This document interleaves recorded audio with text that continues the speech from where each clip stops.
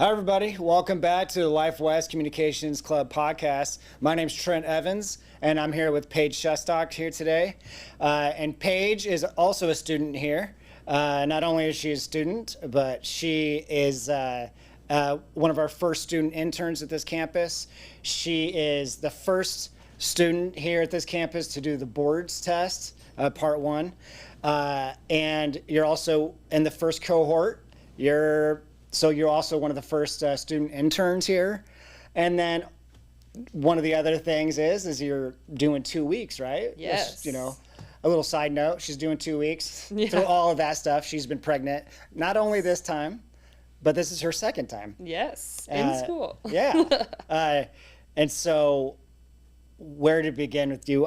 So let's go with who you are a little bit, and then what brought you into chiropractic. Chiropractic school, and then we'll start talking about your first pregnancy and move from there. Yeah, so I'm Paige, and I'm part of the first class here at Life West. I found out I was pregnant in July. I was planning on starting actually at Life University in Georgia in October of that same year. And then I heard they were opening a campus here, and they had very similar philosophies. I was working for a chiropractor who actually had recommended either one of the Life Chiropractic College West or Life University in Georgia. And I went to the leadership weekend in Georgia, and that Monday that we got back, I came and toured here and just really fell in love with, it seemed more of like the family vibe. And knowing I was pregnant very early on and just kind of feeling out the benefits too of having that family feel in the smaller classes is why I decided on Life West, as well as the philosophy. I do have an autoimmune disease, which is kind of what led me into chiropractic, was figuring out how to regulate the nervous system naturally through that and try and get off these medications that doctors were like, you're going to be on them forever, and that's it. We're just treating symptoms. I was like, there's got to be something different. Yeah. So, was pregnant with my first when I started school in October. He came in March. So in second quarter during finals, he was supposed to wait, but came a few days early and navigated that. And he's been great. He's been coming here ever since. Yes. Life West, I thought one of the cool things that the admin has here is they have a lactation room, right? Yes, yeah. And so I thought, since this is a communications club and we talk about how to communicate certain things, I think one thing that gets kind of left out is communicating through policy. Like certain policies, if you're in an organization, definitely communicate certain messages, right? And I thought that their policy on having space, because we are leasing space and they have a nice room set aside for that, which I thought was very, very cool. And I don't know if you want to maybe go into that a little bit too, as far as scheduling your exams. You said he came a little early, and how did that go with were they pretty flexible with everything? Yeah, as long as you communicate and advocate for yourself, Life West has been incredible with their policies and having what they have in place. And so I really just advocated for myself and communicated about what was going on, how things were going, when I felt like I was ready to take exams. And so with the testing center here, it was really easy to just communicate with the head of academic that schedules with the testing center and things, and the professors to be like, okay, is it okay with you? I feel ready to go take this exam. I would come to campus, take my exam, and then go back home and recover. And they also were not pushing me or rushing me. I like to be involved. I brought Mason to school the first day, 2 weeks after I gave birth. And we came to school, and they do have 6 weeks. Everybody knows him here. Yeah, yes. And that's the cool thing, too, is that you can bring them to nurse. So it's not just that they have, like, the lactation pumping room. You can bring them, as long as they're breastfeeding, to nurse in the room and to just be on virtual class in there. And it's really awesome to still be out of the house and involved while being able to provide for your baby. And a lot of moms don't have the opportunity. It's all pumping, which is not as fun. Or, leaving your baby at home or daycare sucks. So being Sure. able to bring him it really, I think, solidified that bond too. Very cool. I mean, and your partner Derek, he's here quite a bit, and I've always thought that was really neat. We've all got to know him a little bit, and the other thing is, if I remember right, you had Mason. Didn't you just have like one of those big pillows that you would put on your Yes, table while you were in yes. class? Yeah. And he was one of the best kids. Yeah. He had a big beanbag because he slept a ton. You know, the first 3 to 6 months he just slept. And so Yeah. he would just sleep on the beanbag while I did class and would take him to nurse. And Derek, yeah, we picked a spot that was not far from here. And so they're really awesome about it being okay so that I was able to do labs.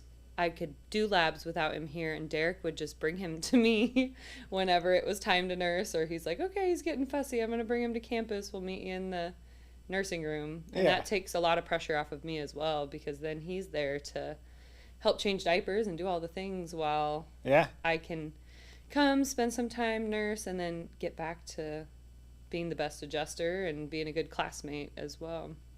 Very cool. Yeah, and you mentioned the small class size, and I know your cohort, which is the one above us, you guys are quite a bit smaller than we are, and we're not big either. But there's 6 of you, right? Yeah, yep. And it's been really cool seeing how everybody in your cohort, how they helped you. Basically, I mean, they would always help with Mason, and you could tell that Mason, Yes. how everybody has bonded with him in a certain way, and yeah. Anyway, so I could talk about that longer. I just always thought that was really cool. But let's go on to how. So now you're on your second pregnancy, and I don't know if do you know if it's a girl or boy? And have you Yes. said that? Yeah, okay? yes, it'll be a girl, and Okay. tomorrow she's due in 2 weeks. We'll see if she's early like Mason Yeah. or not. But yeah, we went with a Miliana May. Millie Oh, May. that is a beautiful So, name. Yes. Okay, that's Happy to be welcoming her to the world. I'm ready. Yeah. Yeah. But yeah, that's part of why I was the first one to take boards. Is I decided I'm going to hammer down and study and take boards. I took it May 2nd, knowing that I would be due by the time taking them in June came around. So I was like, you know what? I'm just going to take boards 8 months pregnant instead of trying to do it postpartum or wait. I like the idea of doing it while everything was fresh. And I would say that was pretty beneficial. It was a bold move too. I I thought it was very courageous because at least we are going through the test. Who's coming here? Gold. Oh, Irene Gold. Irene Gold. Yes. Yeah, sorry. The boards reviews. The boards reviews, and you're part of that. You got to go through the first weekend, which is great. Yes. Yeah, that was amazing. But you don't have the advantage of going through the rest. You've already taken the test. Yeah. So yeah, taking that early, I thought was very cool. You are very, very courageous. So you've done the boards. You're already an intern. So that means next quarter you'll be. Are you already taking patients? Or are you taking patients next quarter? We're doing reciprocals. So that's right. we Okay, are yeah. adjusting each other. We have our one person out of 6 in our cohort that we're adjusting consistently every week and going through the paperwork, all the process, so that next quarter. So we take clinic entrance exams finals week. We take the Okay. written, and then there's radiology, and then a practical. And so we're taking all of those in the first 2 weeks of next quarter to then start seeing patients in the clinic next quarter. That's very exciting. Yes, very. It's a lot. There's a lot is. going on, but yeah, it is Yeah. exciting, and we'll be ready. It's kind of crazy being the first to go through and do all those and learn all the policies and Yeah. doing all the paperwork and just wanting to get everything right and set a good stage for like you guys coming Yeah, through. we appreciate it. Yeah. So, do you have any kind of advice? Is there anything while you've been pregnant and you've been under chiropractic care the entire time, right? Yes. And I know you have a team of other healthcare professionals, of course, Oh, but yes. I know that's a foundation of it probably. And do you have any advice on things techniques or even communication styles or certain ways to put somebody on the table when they're almost 2 weeks away, Yeah. and they're a little bit bigger. Is there any Uncomfortable. advice that you could have for somebody like me who obviously have never done that before? I would say to not be scared of the pregnant person, because I know some people in my class are like, I'm like, yeah, just come palpate me. We're in abdomen thorax exam right now. So I'm like, yeah, these are the things that you're going to be seeing when you're examining a pregnant woman. And so just helping other people be confident and communicating on what you're doing and helping them be confident in themselves. I know Webster, the ICPA, has a ton of training, and I know they had said something about changing it. So sometimes I get adjusted with a pregnancy pillow that puts space between the table. Sometimes they, if your table allows, you can drop the piece at that area, so you can just put your hips and then your tummy just kind of falls onto that open space, which is pretty comfortable. They do a lot of Thompson drop technique, which also just feels really good. You're able to then have your pelvis adjusted without feeling any torquing or anything going on in your tummy or with baby. That makes sense. That's really helpful.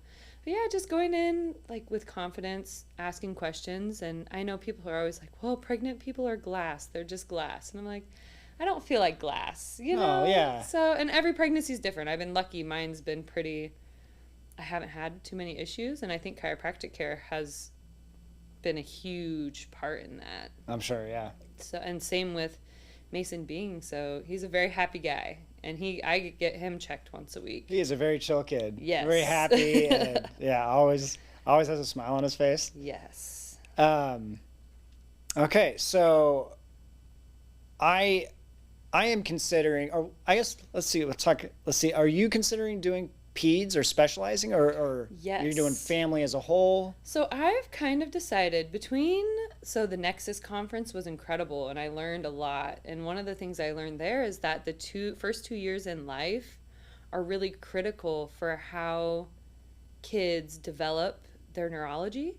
And so I already knew I wanted to go into pregnancy and pediatrics just because my mom had a really hard time postpartum, with the postpartum depression. Shoot, yeah. She was like, you guys were so unhappy for the first year, and I wasn't happy. I didn't enjoy you guys for the first year. Yeah. And so I feel like chiropractic through pregnancy and chiropractic straight out of labor helps a ton with happy babies. I mean, adjusted babies seem to be happier, the ones I've seen anyways.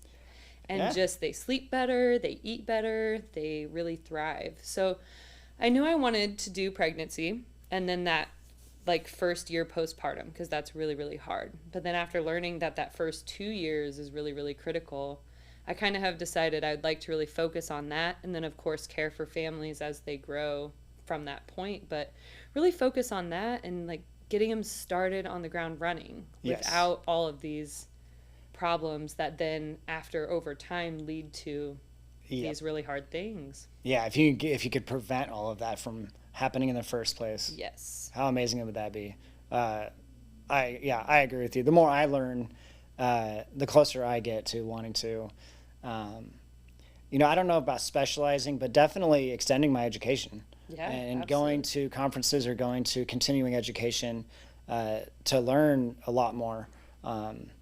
So that way also I can talk to parents, because people themselves oftentimes, if they don't know what chiropractic is, are anxious about it. Yes. And they'll go and they'll watch YouTube videos or something that doesn't really always show the right things or show things that it's oftentimes stuff that we don't do. Well, and differentiating they're like, well, why would you adjust a baby? Because they see adults getting adjusted manually. Yeah. And infant adjusting is completely different. Yeah. Completely different. They don't need, we talk about complex listings and complex adjustments. Well, most of the time they're just a little bit out of place and they just need a little nudge. And it's incredible how intuitive they are, because even on Mason, I'll just feel and he'll react. And I'm like, oh, right there, probably is uncomfortable for you. Yep. And then take him in. And it's really awesome to have that confirmed then. I'll be like, well, I kind of felt this. Is that what you're feeling? And they're like, yeah. And we'll put that back in. And he sleeps great that night. Yeah. And seeing the videos of babies after, well, like as soon as they get adjusted, all of a sudden their demeanor just changes. You could see it, because they don't have a reason or know how to hide things, or they're just being them. Yes, very much And they're so. very adaptable, and it just makes sense to me, especially if with the trauma of, I don't either which way you do birth is traumatic to both the Yes. mom and the baby. Yes. And neurologically, physically, there's just, I mean, so many things that where, to me, it just makes sense. Well, and I think it goes back to that innate. Life West talks about, that innate intelligence of our body being made to know what it Yeah. needs and to adapt. Well, they are the prime example because, like I said, he will lean into it and know. And then Yeah. they can't pinpoint for us. So being able to like feel and be in tune with their body and help them, they know that. Yeah. Even at newborn, I mean, straight out of labor, they know, and it helps, and they know it helps. And so he loves going to the chiropractor. He knows when we're going, and he loves it. Yeah. The other place you see it is with animal chiropractic. Yes. They're very similar to that as far as that goes. Yes. And so for getting patients past that, like you said, people are very hesitant when it comes to, especially when it comes to newborns, babies and infants. The education and also getting yourself confident and comfortable around that, so that way you communicate through your body language and everything about you that, I got this, and this isn't, this is something that's normal. We do it all the time, and it's just good, and It's safe. nothing to worry about, and Yeah, safe, the very big safe. thing is Yeah, safe, and I think that you're right. Like, your confidence is huge, making them feel safe, and like it's okay to ask questions. Talk about all the things that are going on, and I'll walk you through specifically. Well, and even asking them like, do you like knowing every detail? Or some patients do not. They're like, Yeah. no, I would love to I'm in your hands. You do your thing. So, Yeah. just really communication is huge, especially as if it's their first time. Even their second time is different, so our bodies go through such different things every time. So knowing it's safe to communicate with you about that and figure it out together is just being a good chiropractor and healthcare professional. Yeah. All right. So, any other advice or something that you didn't know uh, before being pregnant with Mason, let's say, before your first time? Um, it doesn't have to be about chiropractic either. Just something Yeah. that you didn't know that now you hope people maybe could know beforehand, to better prepare or be comfortable during the entire process, etc. Yeah, I would say like you can never start too early preparing for labor. So I know I went in and with the mindset of like natural labor. That was the goal. But it ended up where we did natural labor until we couldn't anymore, and then I did end up getting the epidural, and that wasn't what I wanted. But knowing you need to be flexible, and knowing that the preparation I did beforehand, like mentally, physically, like I said, people think pregnant women are glass, but we are able to do things. So like I would walk, or I would do yoga stretching and Well, it's partner recommended, things. isn't it? Yeah, Yeah, yes. I mean- And some people can't. They're nauseous for forever. Or Yeah. But what little things that you can do, and knowing that there are options, there are modifications that you can do to be proactive. It's not just, well, I lay on the couch and I grow this baby and then we go to the hospital, and that, and educating yourself on all of those things, I think, helps your anxiety levels be lower going into labor, because I think that's a huge thing. You go in and it's scary and you don't know how it's going to go, and so giving up those plans is important. And then too, like in chiropractic care, I didn't know about, so spinning babies is a separate, technique, but that chiropractic actually helps your body open up to make the best space for a baby to grow. So it helps them be head down. It helps your symptoms. I mean, I probably would have been in a lot more pain if I wasn't getting adjusted a few times a week leading up to. So knowing that there are other things that can help is just amazing. I guess you wouldn't know any difference, but I would assume they would also help with hormonal or emotional regulation, or at least yeah. Well, and I did have there's a technique called BEST. I don't remember what it stands for, but I did have a chiropractor work on like my vagus nerve, because there were days with my autoimmune disease, being pregnant, and the stress of school, where it was just a lot. And I would be home and I'm like, okay, I don't even know what to do. I know my nervous system is dysregulated. I'm feeling overwhelmed. I can't handle this. And I would go and get BEST done, and she would work on that deeper, energetic kind of dynamic, which I think Derek had noticed was very helpful, because he noticed when I'm out of whack and not doing as well.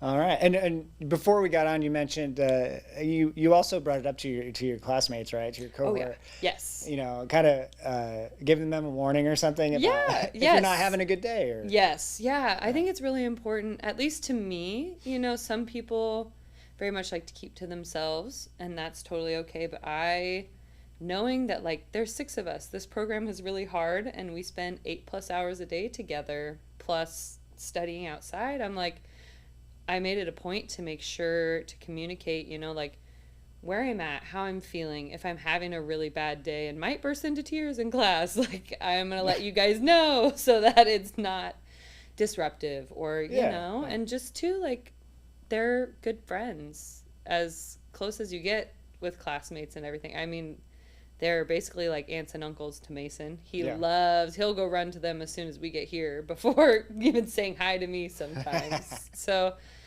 just, again, that open, honest communication, as well as I was worried about going into labor at school. That's probably one of my biggest fears, is like my water breaks at school and then what? So just kind of plan for all those situations, having a right? having a plan and like, okay, what do we do? So I think that's important too. And just, like how pregnancy is going. I was lucky and everything went as it should, and this time it's the same, going as it should. But if you're having complications or maybe need to go on bed rest, like communicating, everyone is really incredible about being helpful and understanding. Well, I don't know if you have anything else to add. This has been great. Yeah. No, I think this has been awesome. Me too. All right. Well, thank you very much for showing up.